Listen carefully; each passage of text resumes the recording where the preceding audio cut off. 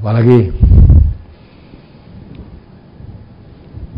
berikutnya, apa yang harus kita persiapkan untuk menghadapi hari kiamat dengan memperbaiki amal kita dengan sisa umur kita yang singkat ini?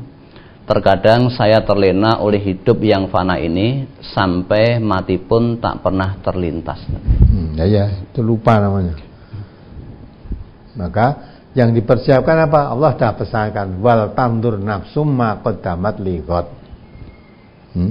Tiap jiwa hendaklah mempersiapkan untuk hari esok, untuk bekal mati itu. Maka Nabi mengatakan orang yang kaya itu orang banyak ingat mati, karena yang kaya di sini artinya kaya persediaannya untuk menghadapi hari kematian tadi.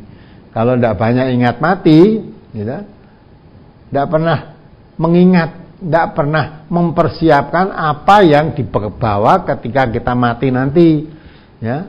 Maka antara lain Nabi mengatakan tuh supaya orang hidup itu sering ziarah kubur. Tujuannya apa? Supaya ingat mati. Jadi jangan ziarah kubur, ya. Tidak ingat mati. Tujuan ziarah kubur itu untuk mengingat mati, bukan untuk minta sesuatu kepada yang sudah mati. Supaya tahu bahwa mati itu ginilah.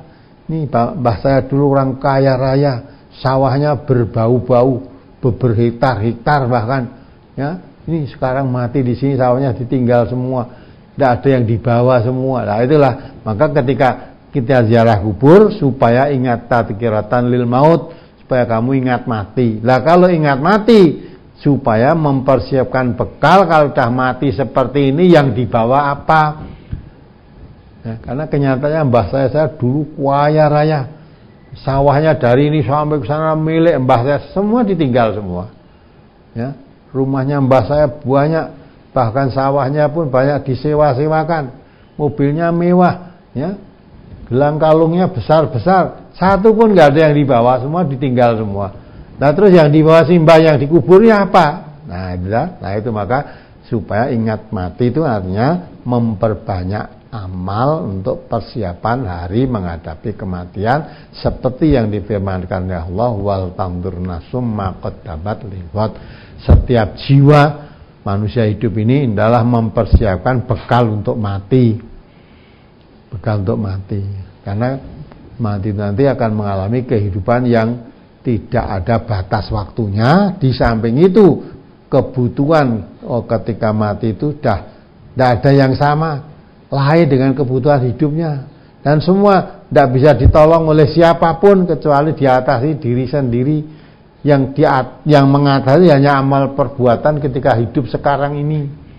Nah disitulah, antara lain pada hari itu nanti juga tidak ada naungan, perlindungan kecuali dari Allah. Nah untuk mendapat perlindungan dari Allah pada saat yang seperti itu, maka 7 golongan yang kemarin diterangkan, ada 7 golongan yang akan mendapat naungan insya Allah. Tidak ada naungan kecuali dari Allah, yaitu kapan? Ya hari itu nanti. Antara lain apa? Dapat naungan itu. Pemimpin yang adil. Yang kedua, orang yang pemuda yang hatinya gandrung, artinya selalu kemari di masjid, artinya tidak pernah mengabaikan waktu sholat. Ya.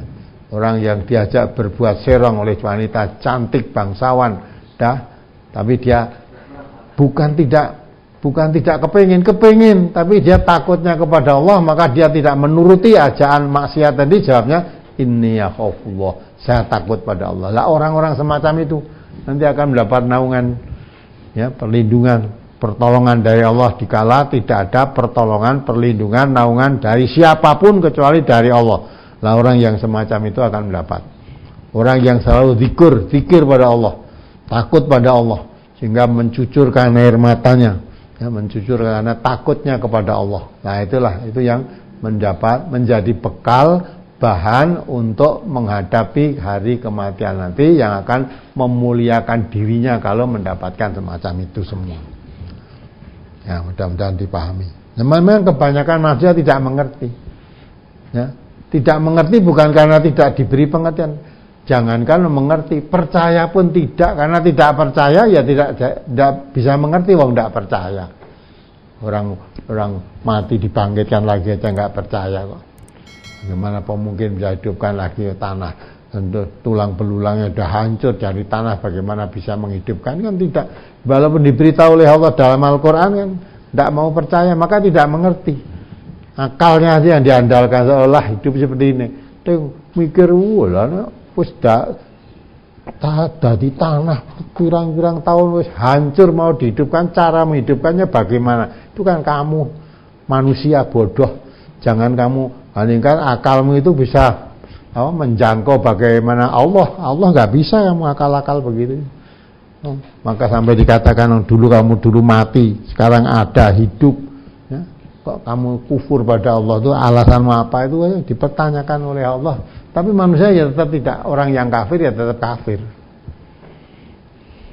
Apalagi